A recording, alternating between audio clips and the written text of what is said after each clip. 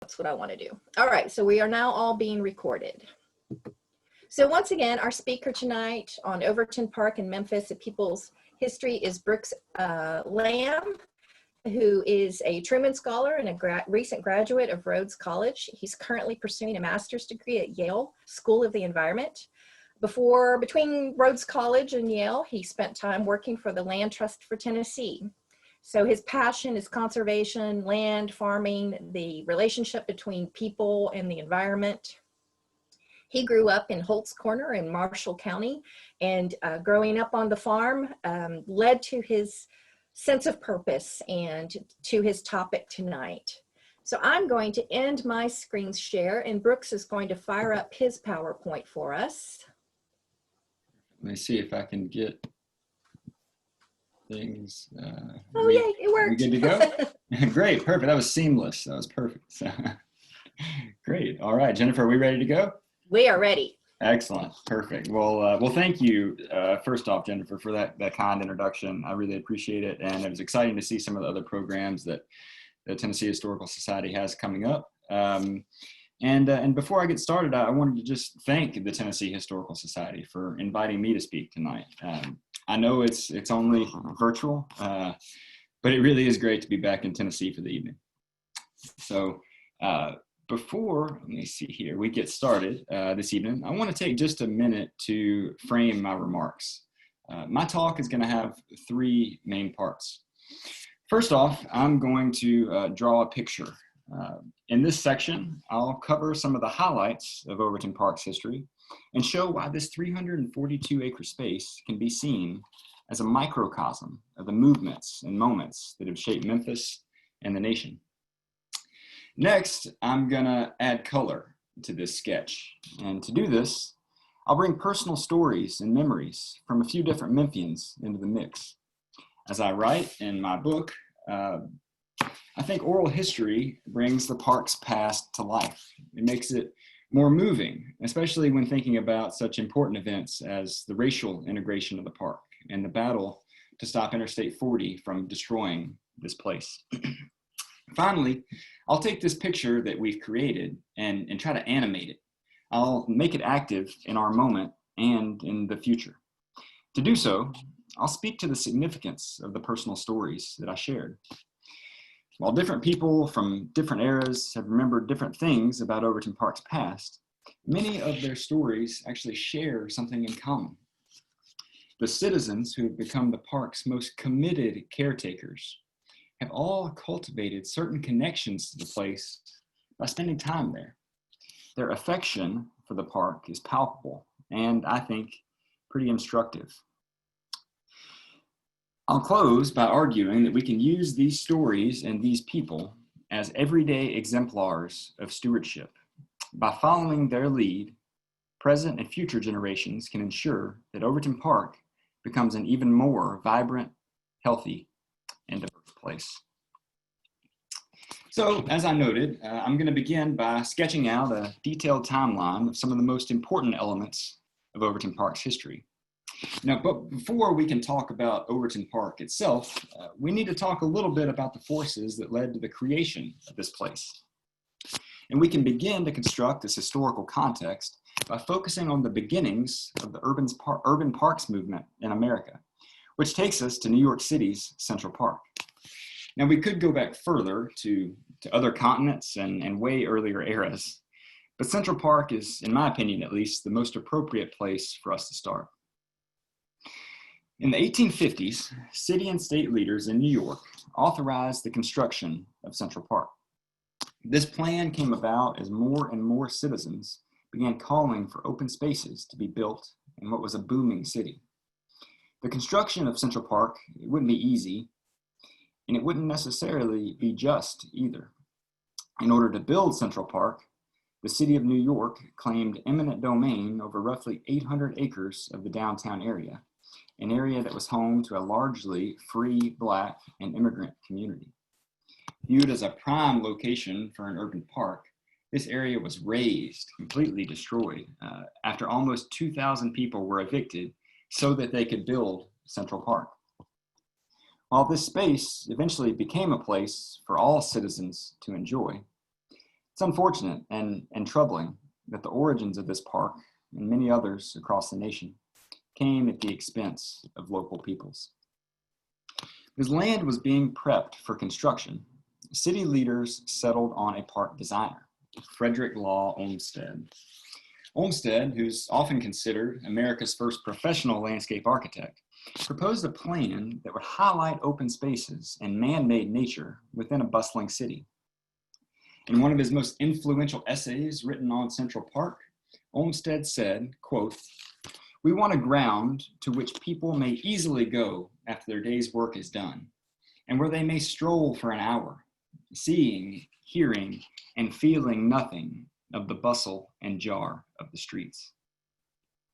Now, this idea that Olmsted referenced, enabling people to escape the chaos of cities by entering an outdoor refuge, was of paramount importance. And while it started in Central Park, its popularity soon spread to other cities across the nation. Places like St. Louis and Kansas City and Chicago soon joined the urban parks movement and designed outdoor spaces for citizens to enjoy. Memphis, too, joined this urban parks movement, though it was a little later than other cities because of the tumultuous and taxing yellow fever years that plagued the city toward the end of the 19th century. But in 1901, city leaders and the newly established Memphis Park Commission hired George Kessler to design a series of parks and parkways to integrate the growing city with its natural surroundings. Kessler, who was a German-trained landscape architect and a protege of Olmsted's, positioned Overton Park on what were then the outskirts of Memphis. Like Olmsted, Kessler's idea was to harness natural aesthetics and design a peaceful, relaxing, and nature-oriented destination, complete with roads and paths. All of this would help enlighten and soothe park visitors, he thought. On carriages and on foot, white Memphians, because remember at this time the park was strictly segregated, they flocked to Overton Park to immerse themselves in a controlled natural setting. And while Overton Park began with a purely relaxation-focused purpose, its role soon began to change. In the early 20th century, urban parks across the country began to transition from nature-oriented pleasure grounds, a term coined by architectural historian Galen Cranz, to reform parks. These reform parks were the product of the progressive era, which sought to address a variety of perceived social ills and problems. Unlike the open landscapes of pleasure grounds, reform parks embraced amenities and venues like golf courses, tennis courts, and maybe most importantly, playgrounds. Installing these features was part of a paternalistic approach to instill civic virtue. Golfing and tennis in public parks enabled less wealthy citizens to play the games of the rich and refined. And coupled with play leaders, these were respected citizens who directed play for kids. Playgrounds became a place to try to instill good habits in children, to shape their character. By offering set schemes of recreation, reform parks contrasted the freedom of pleasure grounds with structure and regulation. When Memphis's first public golf course was built inside Overton Park in 1906, this place began gradually shifting into a reform park. And a few years after the golf course was constructed, Overton Park added its first playground and made a concerted effort to attract more children and families. Like other cities across the nation, Memphis embraced this concept of play leaders and play directors and tried to encourage character development among its youngest users. And not to get off topic, but there's some really interesting literature and primary source documents on this whole idea of play leaders and play directors and what they actually did. Some pretty fascinating stuff. Anyway, Overton Park's evolution wasn't limited to outdoor recreation. Educational and cultural institutions filled this space too. So in 1906, the same year that the golf course opened, the Memphis Zoo was officially established after a few informal years of a makeshift zoo, which included a businessman chaining a bear named Natch to a tree inside Overton Park. The Brooks Memorial Art Gallery, or what we now know as the Brooks Museum, came about around 10 years later in 1916. With this impressive art collection now housed in the park, visitors could theoretically connect with nature and relax in the park's old forest, play a round of golf for recreation, educate themselves on different animal species at the zoo, and immerse themselves in art and sculpture via the Brooks. These diverse opportunities were a far cry from what George Kessler had originally envisioned only a few years earlier. Overton Park was solidly positioned as a reform park, full of educational, recreational, and cultural opportunities for a few decades. And then, coming out of the Great Depression, this space began to evolve again. Entering what some park historians call an age of leisure, city leaders brought a new element into Overton Park with musical entertainment. Now, as everyone here on this call is well aware, the late 1920s and 1930s brought tough economic conditions for many Americans and Memphians. People began to rely on the government more and more just for basic needs. Recognizing this, a Works Progress Administration project was initiated in Overton Park to build the Overton Park shell. Built in 1936 and modeled after other amphitheaters in Chicago and St. Louis, the Overton Park shell helped provide construction jobs to struggling Memphians, guaranteeing a source of income for some families. But the shell's community impact was apparent even after construction. By attending light operas, symphony concerts, and dance performances, most of which were free or at least affordably priced, people relied on this amenity for happiness and pleasure in what was a really difficult economic and social era for many Americans. While Overton Park's most dramatic physical changes occurred during its first 4 decades, the park continued to evolve throughout the 20th century. And as a quick side note, the College of Art, that was long a hallmark of the park, has just shut down. And the Brooks Museum is leaving its space in the park and moving downtown to the riverfront. So Overton Park will keep evolving even in the present. So Overton Park has, in both the past and present, reflected larger Memphis and American trends within its boundaries. In just one plot of land, we see several of the most important moments in our history unfold. For example, not long after the shell was constructed, World War II entered the park. A core component of Overton Park in the early 20th century was a Japanese garden. Installed in 1914, this site served as a beautiful cultural immersion in the heart of the park. It offered stunning sights and scents and was enjoyed by many Memphians. After the attack at Pearl Harbor on December 7, 1941, Japanese garden was vandalized. And shortly after this vandalism, it was officially removed by the city. With anti-Japanese sentiment spreading rapidly across the country, the peace that the garden offered couldn't deter its destruction. On a lighter note, Overton Park helped launch the career of Elvis Presley when he played his first ever paid performance at the Shell in the summer of 1954, helping herald the widespread arrival of rock and roll and foreshadowing a cultural turn in the country. Elvis appropriately cut his teeth on a concrete stage in the middle of Memphis.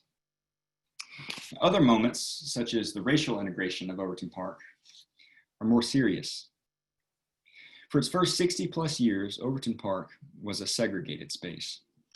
Black Memphians couldn't enjoy most of the amenities that the park had to offer. And what amenities and services they could access were extremely limited. Black citizens could attend the Memphis Zoo, for example, but only on one day per week. Racial segregation in parks and public spaces was a focal point for city leaders, as evidenced by the signage shown here that was used at the entrance to the zoo. And this is a photograph taken by the famed Memphis civil rights photographer, Ernest Withers. In the late 1950s and early 1960s, courageous Memphians organized and began to more visibly and forcibly challenge the injustices of segregation and systemic racism. A key strategy of this Memphis movement was to target public places. Unlike in other southern cities where activists concentrated their efforts on private businesses, civil rights leaders in Memphis focused on integrating spaces like libraries and parks. Reasoning that because their tax dollars were funding these places, yet they were denied equal access, Black leaders made a compelling and a legally grounded argument. After all, what's a public institution that isn't actually open to the full public? This growing wave of activism spread into Overton Park. Black college students participated in sit-ins to help integrate places within the park, like the Shell. Willing to make personal sacrifices, such as being jailed or potentially losing their scholarships, these students and other activists helped usher in lasting change.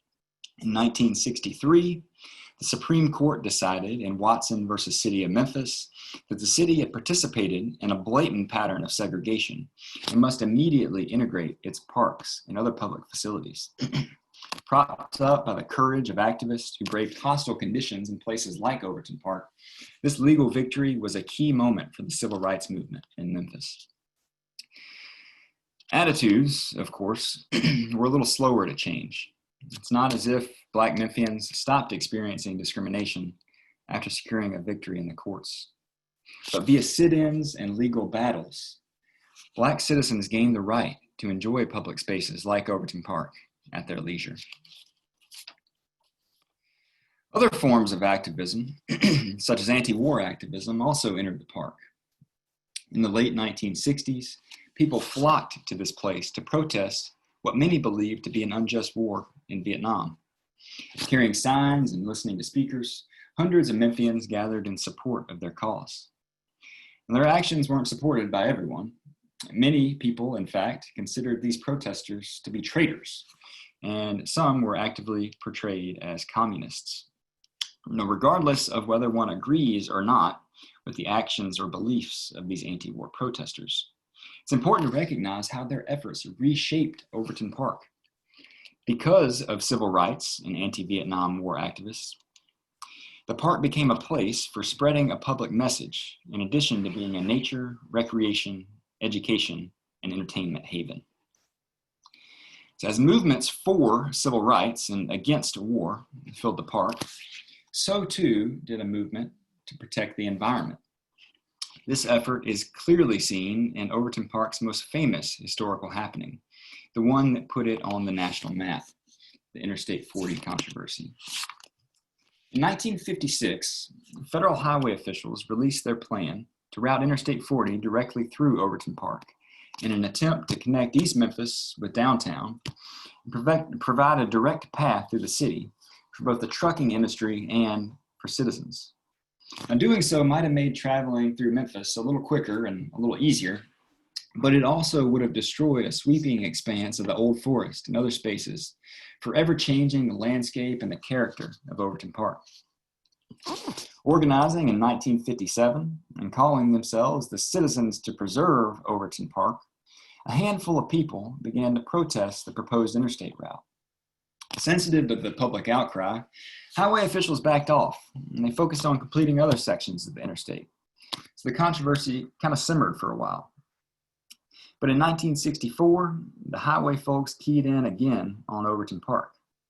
And to their credit, they had altered their plan to impact a smaller space in the park. But building the interstate there would still entail a significant amount of permanent damage to Overton Park.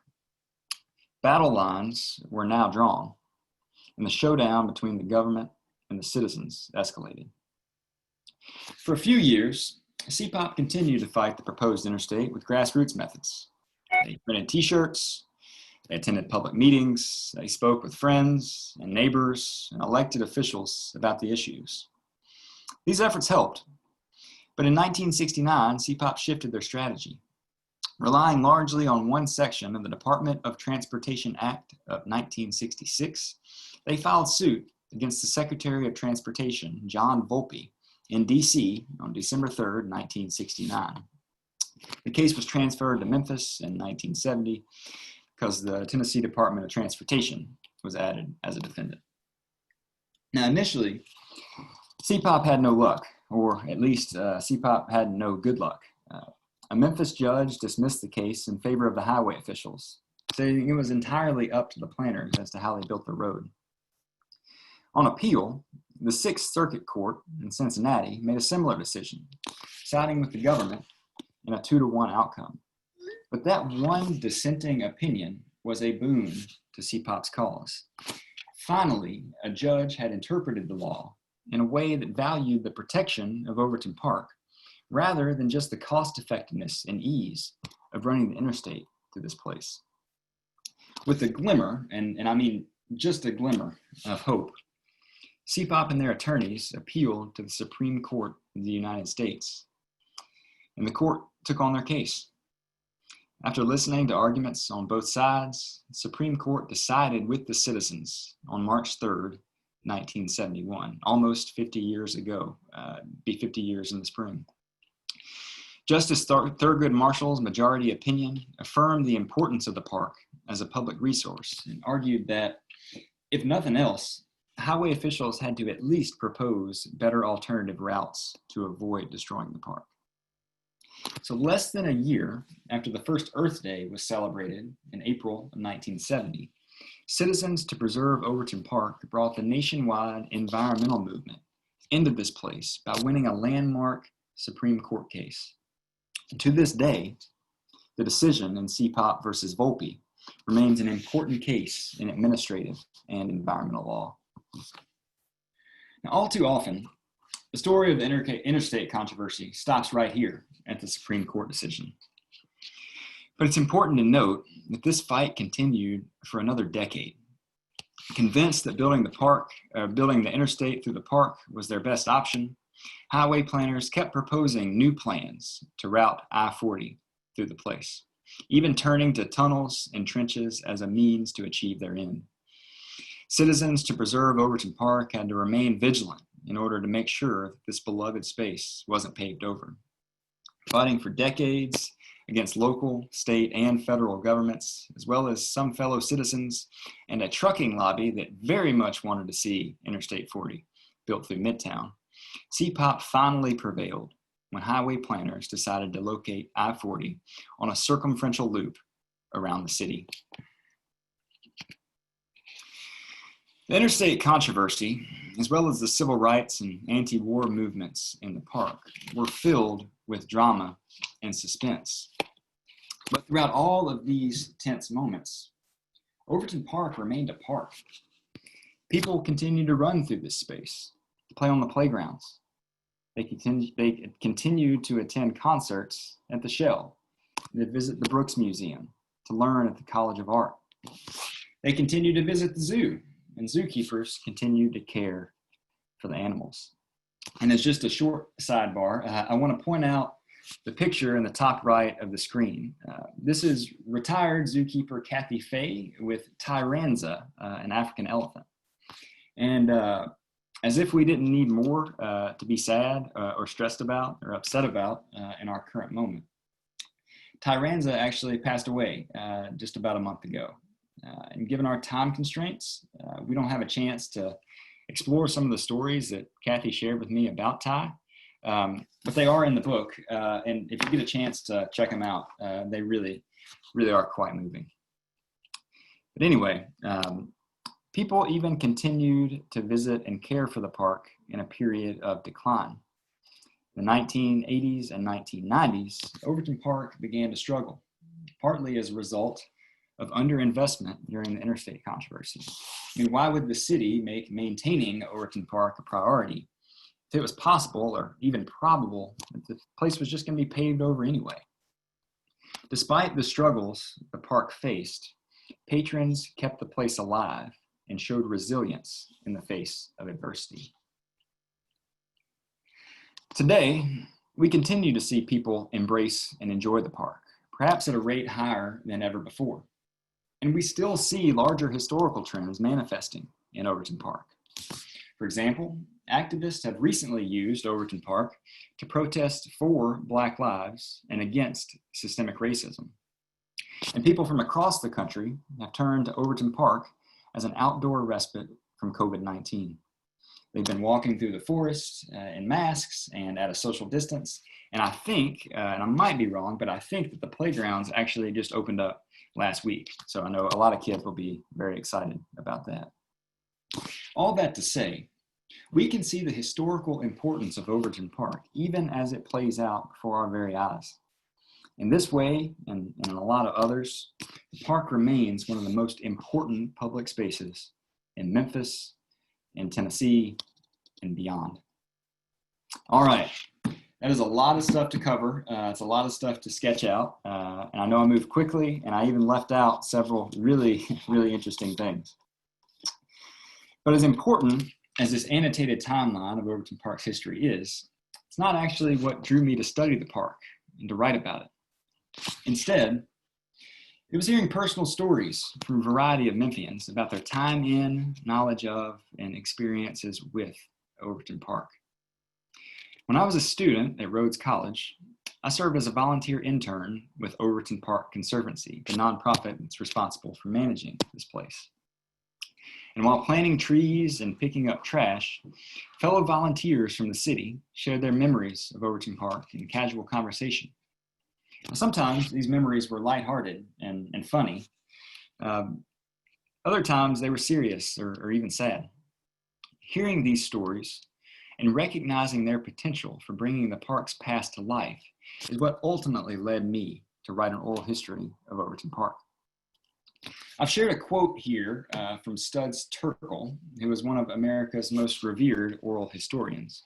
And I came across this quote early on in my research process, and it really stuck with me.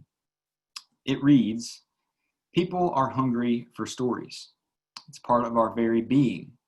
Storytelling is a form of history, of immortality too. It goes from one generation to another." Terkel was right. I was hungry for stories about the park, and I figured others might be too. So to add a little color to this sketch that we've just finished drawing out, I'm going to share a few personal stories from folks who have lived Overton Park's history. Doing so reveals what some Memphians thought, felt, and saw throughout the park's last several decades, and gives us a more intimate glimpse into Overton Park's past. I'm going to start by sharing a few stories from Johnnie Turner, a former state representative and a lifelong civil rights activist. Her memories are powerful, especially in the realm of better understanding the civil rights movement in Overton Park. Turner moved to Memphis with her family at the age of 4 years old. And at that time, Black people were barred entirely from visiting Overton Park, and it was a completely segregated space. When she got a little older, Turner and other Black Memphians were able to visit places like the zoo, but to a limited degree. She would take her younger siblings to the Memphis Zoo on Thursdays, the one day of the week when Black people were allowed to enter. Now, every time they walked through the gates, they had to walk past that sign I showed earlier that read, "No white people allowed in the zoo today." These signs were not meant to infringe upon the rights of white Memphians. Instead, they were part of a concerted effort to safeguard segregation on the one day that Black citizens were allowed to go to the zoo. Even in the face of constant reminders of segregation, Turner explained to me that she and her family still found ways to enjoy their trips to the zoo and the park. "We loved coming to the zoo," she said. Her favorite thing to do once inside was to just, quote, "watch the animals and enjoy life." The worst part of her trips to the zoo during this period were the trips themselves. Turner and her siblings rode the public bus to the zoo, and they often had to give up their seats to white passengers and move to the back of the bus. This pained and angered Turner. Like other civil rights leaders, her desire to fight oppression and racism was certainly shaped by her experiences with public transportation. Despite the obstacles that prevented her from enjoying the zoo and the park whenever she pleased, Turner explained that she still loved this place. And she says that the photos she has of her family at the zoo are some of her most prized possessions. These pictures, which are shown here on the screen, are treasures to me, she said. My photos are priceless because they are the only pictures I have of us having a good time. Later, Turner had an opportunity to help change the system that denied her, her family, and all Black citizens equal access to the park. On August 30th, 1960, Turner and other young student activists attempted to integrate a Youth for Christ rally at the Overton Park Shell. According to Turner, the advertisement for this religious service read, "Youth for Christ rally, open to the public." Determined to see whether they would be allowed to worship at this event, given the broad scope of who was invited, Turner and other students resolved to attend the service. She told me that she remembered thinking, "They won't arrest us, that's a church service." Steadfast in their faith and confident in their mission and committed to a Christianity that transcended boundaries of race, Turner and the others put on their best clothes and headed to the Overton Park Shell. When they arrived, Turner explained, they weren't initially allowed inside. The student group's leader, his name was Evander Ford, explained their intention to an usher at the rally. As Turner remembers, Ford said, "Look, we just came for the service. It's a Youth for Christ rally, and we're youth. We just want to hear the service." After this brief explanation, the students were allowed to enter. Turner recalls that at the beginning, everything went as planned. "I went in and sat down, and I was really enjoying it. I really was," she said. The collection plate was passed around, and Turner leaned up and put in $1, which she said was a lot of money for her and her family at the time. Despite the cold welcome they initially received, it seemed that the students would be allowed to stay and to worship. But immediately after leaning up and putting in her offering, Turner was surprised. "I got a tap on the shoulder," she said, "and a police officer said, 'Come with me.'" She, along with other students, was escorted out of the shell and put in the back seat of a police car. Turner ended up spending all night in a jail cell. Although she was quiet and respectful the entire time that she was in the shell, she was being arrested for disturbing a religious service. But Turner's unrelenting courage, demonstrated in this sit-in and other moments, helped bring about change. Her impact was especially apparent in Overton Park. 3 years after she and her classmates attended the Youth for Christ rally at the Overton Park Shell, Black Memphians achieved a monumental victory in the aforementioned Supreme Court case, Watson versus City of Memphis. Through Turner's memories, we see the bravery and dedication required to take on systemic racism, to make Overton Park and other spaces a place that was open to all people. In Turner's story, we see a fight for justice come to life. Next, I'm going to share a few stories from Charlie Newman. As one of the primary attorneys for Citizens to Preserve Overton Park during the Interstate controversy, Newman offers a unique perspective on this era in the park's past. He helps us better understand how the environmental movement entered and shaped Overton Park. But Newman's involvement with Overton Park doesn't begin with the highway battle. He grew up in Memphis and has memories of enjoying the park as a child.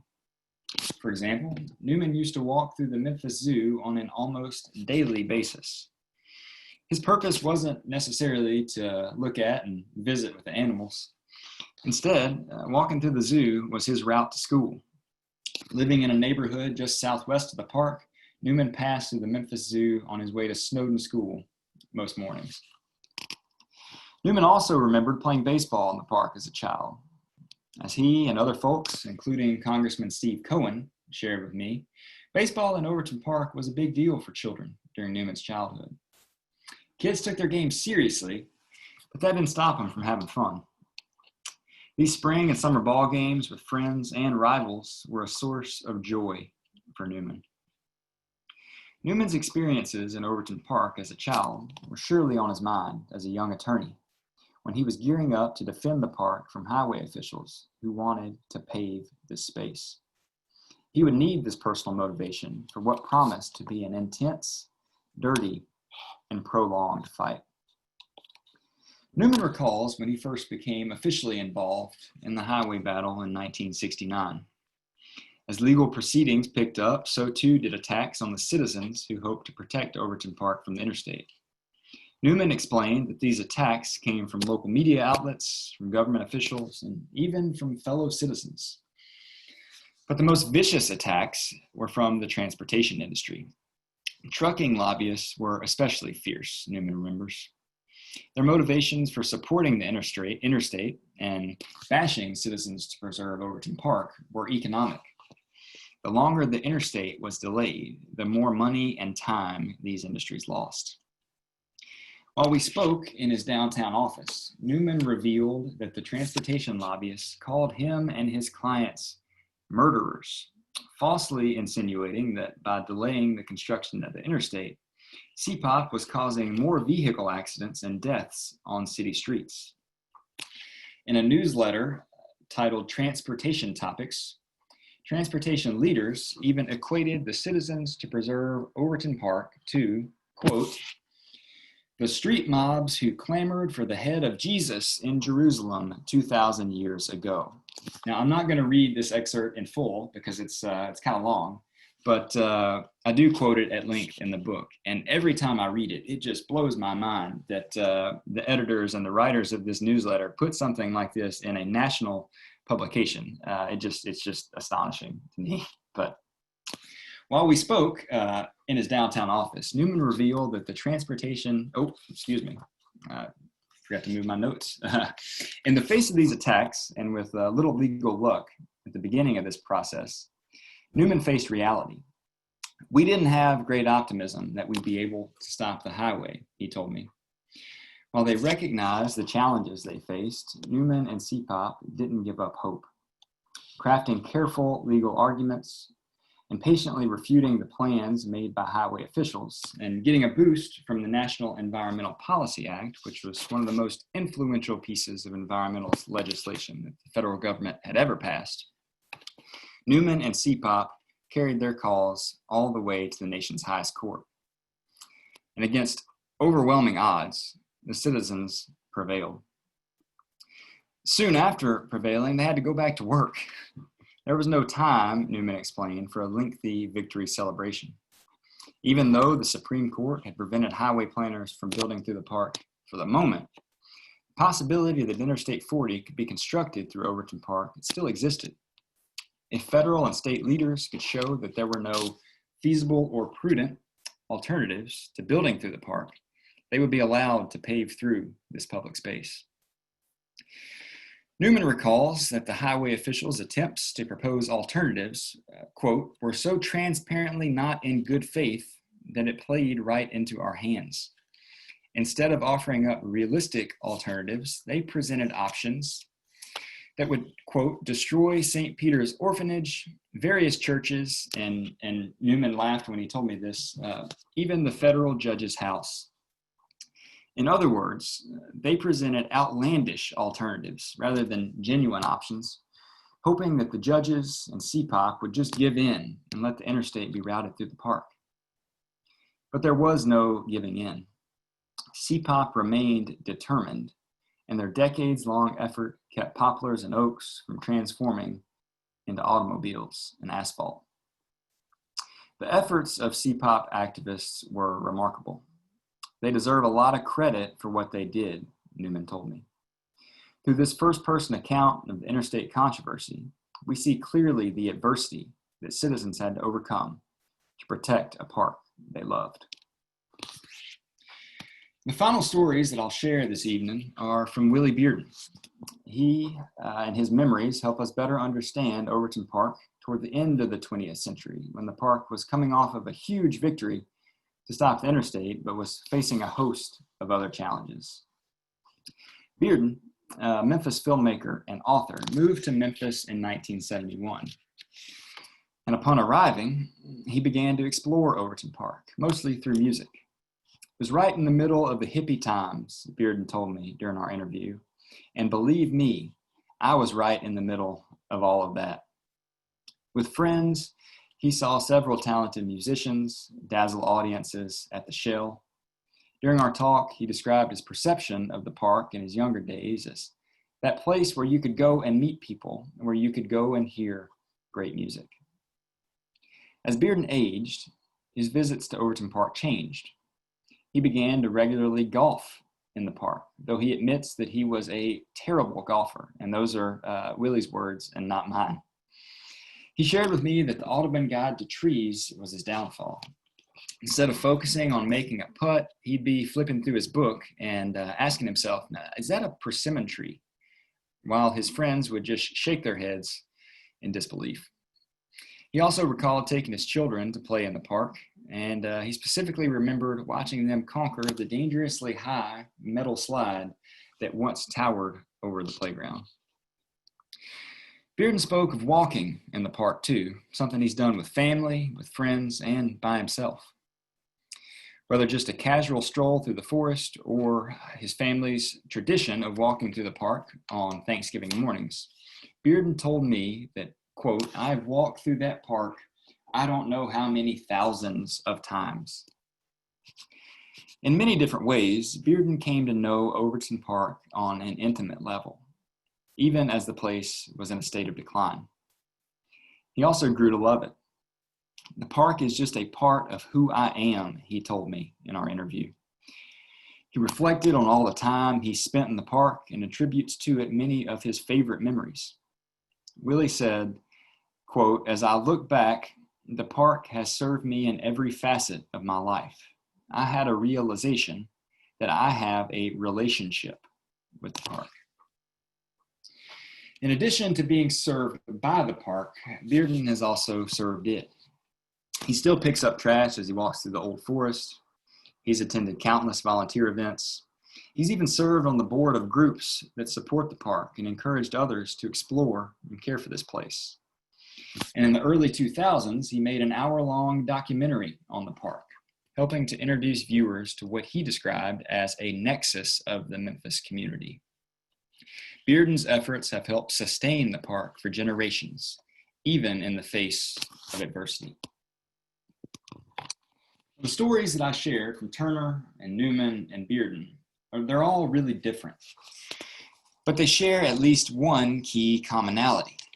Each story follows a pattern, one that we should take a couple minutes to explore. Now, for each of these three people, and for most of the 20 plus other Memphians featured in my book, notions of connection to and affection for place are prominent. Through examining these stories, we see that Turner, Newman, and Bearden spent an ample amount of time in Overton Park. They visited the zoo, they played baseball, they attended concerts, they played golf, they walked through the forest, and much, much more. They became familiar with the place. They started to know it intimately.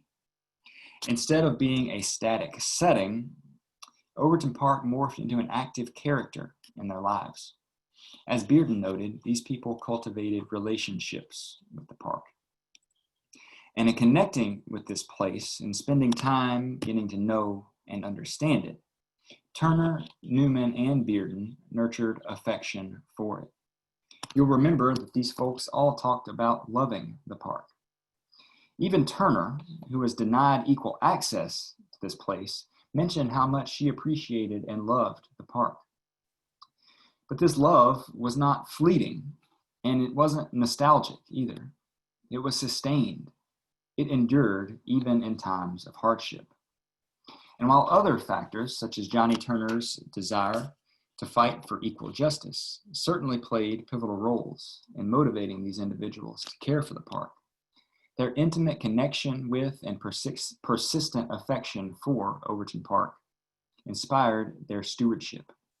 It motivated them to improve the park, to make it welcome to all Memphians, regardless of race, to protect it from powerful government and corporate interests. Time after time after time, we see this powerful pattern of connection enabling affection and affection sustaining stewardship unfold in Overton Park. Now, we can learn from these people in this pattern. We can take the lessons of the past and use them in the present.